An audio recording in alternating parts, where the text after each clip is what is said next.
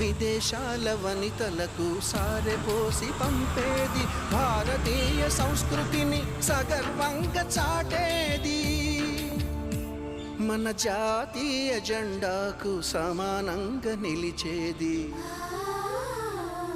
చీరలోని గొప్పతనం తెలుసుకో,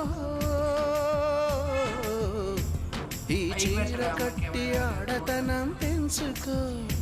సింగారమనే దారంతో చేసింది చీర, ఆనందమనే రంగులనే అద్దింది చీర, మమకారమనే మగ్గంపై నేసింది చీర. చీరలోని గొప్పతనం తెలుసుకో.